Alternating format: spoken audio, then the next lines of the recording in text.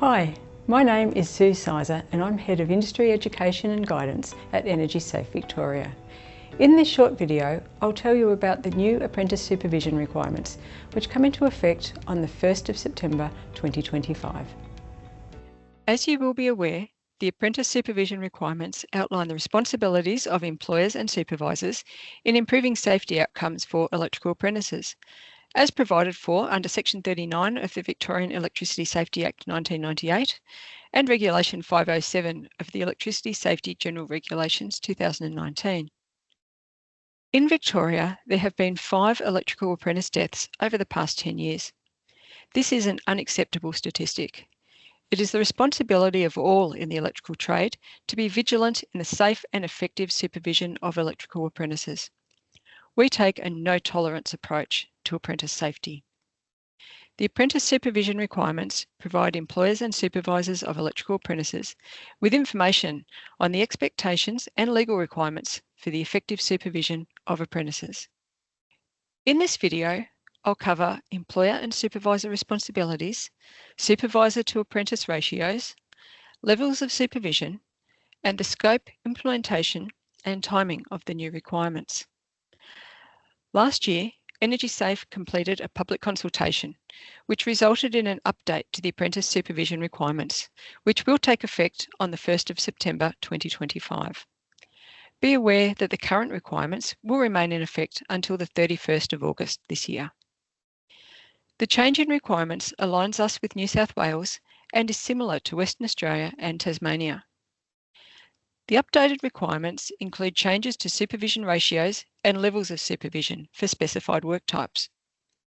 Employers must provide a physical or digital copy of the requirements to their employees who supervise apprentices.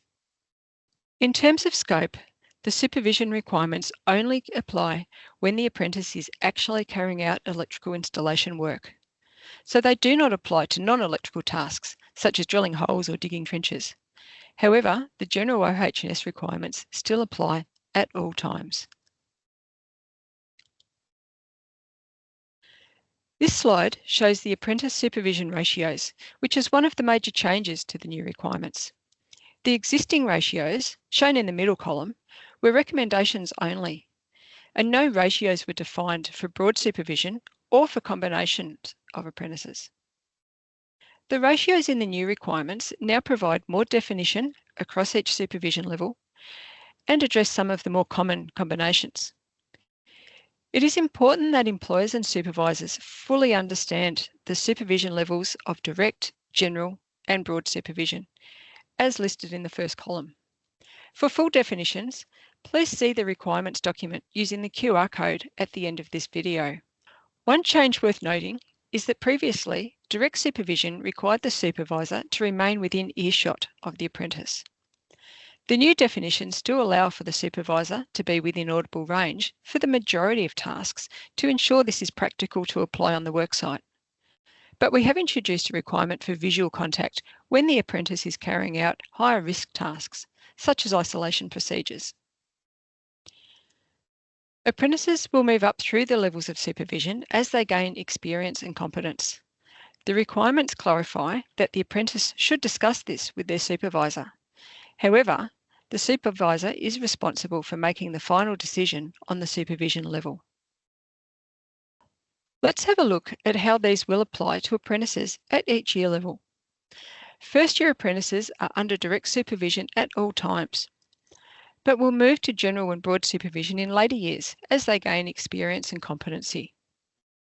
You can see in the table that 2 of the tasks marked for direct supervision have asterisks on them. These are the tasks that will require the supervisor to have visual contact with the apprentice while they are carrying out these tasks.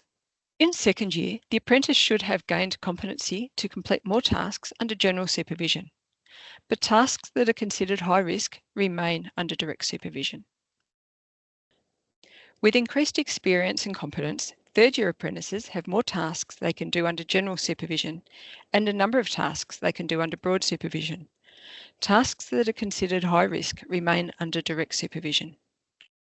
In third year, apprentices can commence basic fault finding under direct supervision. Basic fault finding is fault finding that is not on or near live electrical parts. In their fourth or final year, more tasks are able to be completed under broad supervision based on the experience and competence of the individual apprentice. Remembering that work on or near any live or energised equipment is not permitted for any apprentice.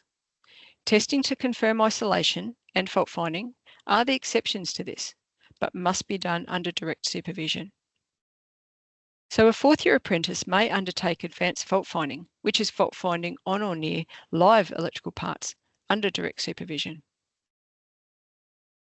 Whenever an apprentice moves from direct to general to broad supervision, it must be based on the experience and competence of the individual apprentice, in addition to what is listed on these tables.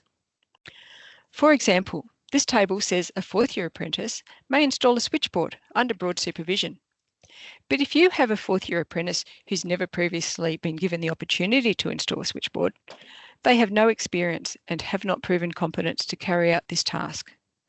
They would need to be under direct supervision for this task until they've proven their competence to do it under broad supervision. To assist employers, supervisors and apprentices in understanding these new requirements, we will be hosting Q&A webinars in June. Please visit our website for further information or to register to attend and to submit your questions.